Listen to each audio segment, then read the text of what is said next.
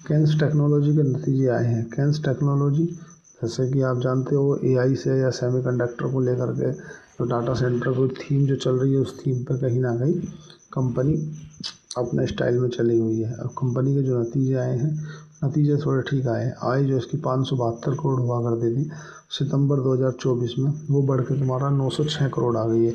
मतलब आय में तुम्हारा 58% के आसपास की ग्रोथ देखने के लिए मिल रही है। कैन्स टेक्नोलॉजी काम क्या करती है? काम टेक्नोलॉजी प्रोवाइड करती है सेमीकंडक्टर और डाटा सेंसर चिप वगैरह में। एक तरह से इसके मल्टीपल बिजनेस है, एक बिजनेस नहीं है। अगर बात करो इसी एबिटा की, earning before interest depreciation and tax value 82 crore हुआ करती थी, वो बढ़ के हो गई है 148 करोड़। मतलब एबिटा में 80% के आसपास की जो है वो ग्रोथ देखने के लिए आपको मिल रही है।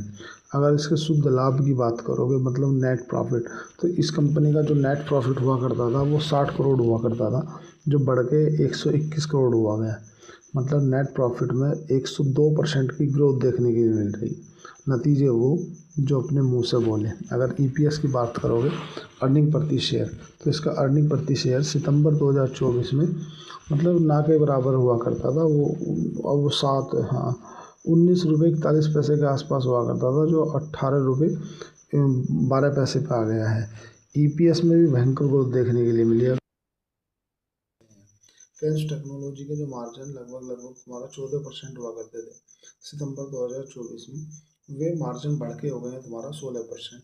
तो मार्जिन भी बढ़े हैं। दूसरा क्या है कि कंपनी का जो नतीजों में नेट प्रॉफिट है, जो शुद्ध लाभ है, उसमें 102% की ग्रोथ देखने के लिए मिली है। इबिटा 76%, इबिटा में भी 80% के आसपास की ग्रोथ है। नेट प्रॉफिट में भी 102% की ग्रोथ है। ईपीएस में भी ग्रोथ है। अभी क्या है ना, स्टॉक का जो आरएसआई है ना, जो रिलेटिव इंडेक्स है ना, वो नेगेटिव ट्रेंड में है। अगर आरओसी की बात करोगे, रिटर्न ऑन कैपिटल एम्प्लॉयड, तो लगभग 14 का है।